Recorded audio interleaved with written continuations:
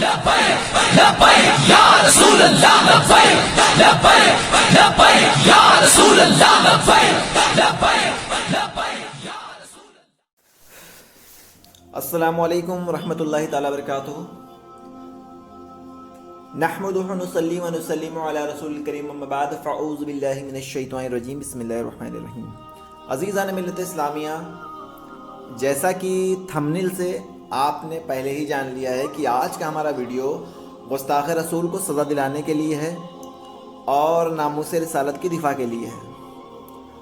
और ख़ास बात ये है कि भारतीय संविधान के दायरे में हम क्या क्या कर सकते हैं और संविधान के दायरे में रह के गुस्ताख को हम किस हद तक हम उसको सज़ा दिला सकते हैं और क्या क्या संविधान ने हमको छूट दी है इस मामलात में। तो साथियों, मैं बताऊंगा आपको कि अगर हम चाहें तो हम बहुत कुछ कर सकते हैं, अगर चाहें तो। और हाथ पे हाथ रख के बैठने वाली कौम जो होती है वो सिर्फ अपने दिन गिनती है, यानी बद से बदतर आने वाले दिन गिना करती है हाथ पे हाथ रख के बैठ के। और अगर हम कोशिश करें, जद्दोजहद जारी रखें तो इंशाअल्लाह ताला बहुत कुछ हो सकता है।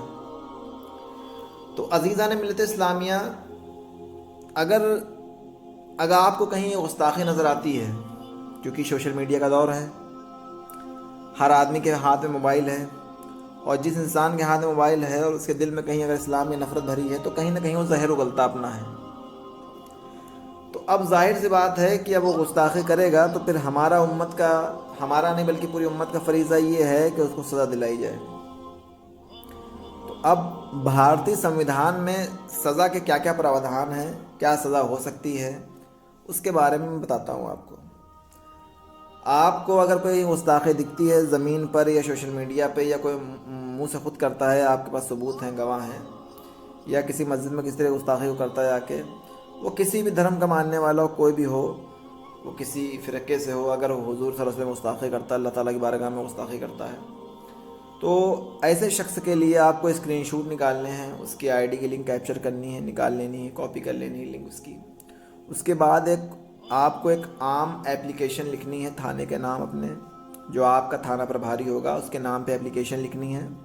उसमें अपना पूरा जो मैटर है, अपना पूरा मैटर डालने के बाद आपको सबमिट करनी है। अब वहाँ पे हो सकता है, क्योंकि भाई आपने सोशल मीडिया पे देखा, तो हो सकता है कि आप दिल्ली के हों और जो गुस्ताखी करने वाला हो सकता है वो यूपी का हो, या फिर वो कानपुर का हो, या हो सकता है वो बिहार का हो, या फिर हो सकता है गुजरात का हो, कहीं भी हो सकता है किसी स्टेट का। तो इस सूरत में पुलिस आपको वहाँ से मना कर देगी कि भाई ये तो अलग स्टेट का मामला है, अलग थाने का मामला है, पर वहाँ उस थाने में रिपोर्ट लिखाई, यहाँ रिपोर्ट नहीं लिखा सकती है। तो अब यहाँ पे हमको कानून एक फ़ायदा देता है और एक आसानी आम आदमी को देता है कि वहाँ पे आप उस थानेदार से कहें कि भाई आप ज़ीरो FIR दर्ज कर लें। अब ज़ीरो FIR ये है कि ज़ीरो FIR का मतलब ये होता है कि पुलिस आपका उसी थाने में मुकदमा दर्ज कर लेगी, उसके बाद संबंधित थाने को वो FIR वो केस को ट्रांसफ़र कर दिया जाएगा। एक तरीका तो ये हो गया।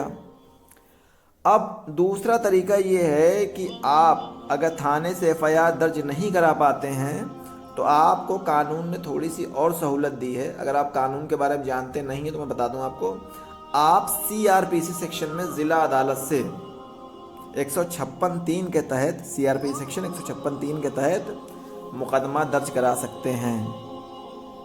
अब इन मुकदमों में सेक्शन क्या लगेंगे, उसमें जो आम सेक्शन है 153A है, जिसमें लगभग 3 से 5 साल का प्रावधान है सज़ा का, और जुर्माना भी मुमकिन है।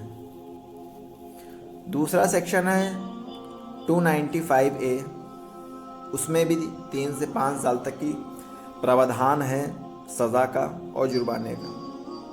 फिर अगर सोशल मीडिया पे ये गुस्ताखी या इस तरह के मामलात होते हैं तो फिर उसमें IT एक्ट भी बढ़ जाएगी 67, उसमें भी 1 से 3 साल तक की सज़ा का प्रावधान है और जुर्माने का। तो ये तो हो गई एक आम सज़ा की बात।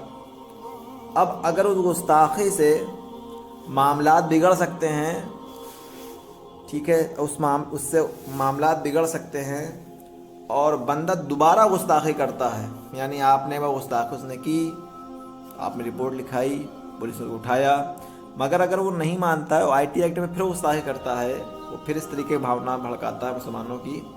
तो इस सेक्शन में IT एक्ट में उसको 7 साल तक की सज़ा हो सकती है IT एक्ट में।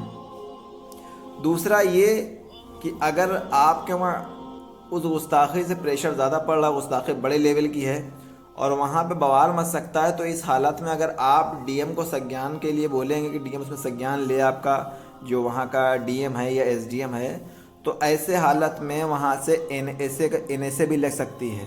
इसको रासुका बोलते हैं हिंदी में, नेशनल सिक्योरिटी एक्ट, जिसके तहत 1 साल तक की ज़मानत नहीं मिल सकती मुजरिम को। तो ये तरीक़ाकार हैं हमारे काम के। और मैं बताऊं, CRPC सेक्शन में तंजीम तहफ़्फ़ुज़ नामुस रिसर्च एक्शन ट्रस्ट यानी TNRAT ने अब तक कई मुकदमे दर्ज कराए हैं गुस्ताख़ रसूल के ऊपर। उसमें से एक का नाम मैं बता दूं, जिसका नाम है शिया वक्फ बोर्ड का पूर्व चेयरमैन वसीम रिजवी शिया। उसके ऊपर तंजीम तहफ़्फ़ुज़ नामुस रिसर्च यानी TNRAT ने मुकदमा दर्ज कराया था CRPC सेक्शन 156(3) में जाके। तो मेरी गुजारिश यही है कि भाई, ज़िंदगी नहीं है ये किसी के लिए, ज़िंदगी है नबी के लिए, और ना समझ मरते हैं ज़िंदगी के लिए, जीना मरना है सब कुछ नबी के लिए। तो अज़ीज़ साथियों, जो भी वक्त आपके पास है, इसको बैठ के या दीगर चीज़ों में ना गंवा के हुजूर के नाम पे आज आप एक पर्चा कटवा लेंगे तो इंशाअल्लाह ताला मैदान महशर में ये आपके काम आएगा। आप किसी का इंतज़ार ना करें कि गुस्ताखी हुई है, फ़लाना आ जाए, उसके बाद हम कुछ करेंगे। आप ख़ुद अकेले काम कर सकते हैं, 1-2 लोगों के साथ कर सकते हैं, आपके मस्जिद के इमाम के साथ कर सकते हैं। और अगर आपकी कोई एप्लीकेशन नहीं लिखता है तो आप कमेंट बॉक्स में एप्लीकेशन के लिए मुझे फ़ोन करें, मैं आपकी इंशाल्लाह एप्लीकेशन तैयार कर दूंगा। किसी स्टेट की भी हो, किसी थाने की भी हो, एप्लीकेशन में तैयार कर दी जाएगी। और अगर ज़रूरत रही तो 156(3) CRPC सेक्शन में 156 होती है, उसका तरीका भी पूरा बता दिया जाएगा किस तरीके से वो किया जाता है। तो उम्मीद है आपको वीडियो पूरी समझ में आ गई होगी। अगर नहीं समझ में आई है तो आप मुझे ख़ुद फ़ोन कर सकते हैं, उसका पूरा मसला पूछ सकते हैं कैसे क्या करना है। बस जाते जाते इतना ही कहूँगा कि मोहम्मद से वफ़ा तूने तो हम तेरे हैं, और ये जहाँ है चीज़ के लौह कलम तेरे हैं। और वीडियो अगर पसंद आया हो तो चैनल को सब्सक्राइब कर दें और वीडियो को लाइक कर दें और शेयर कर दें। अस्सलामु अलैकुम, फ़ी अमानिल्लाह, फ़ी अमान रसूल।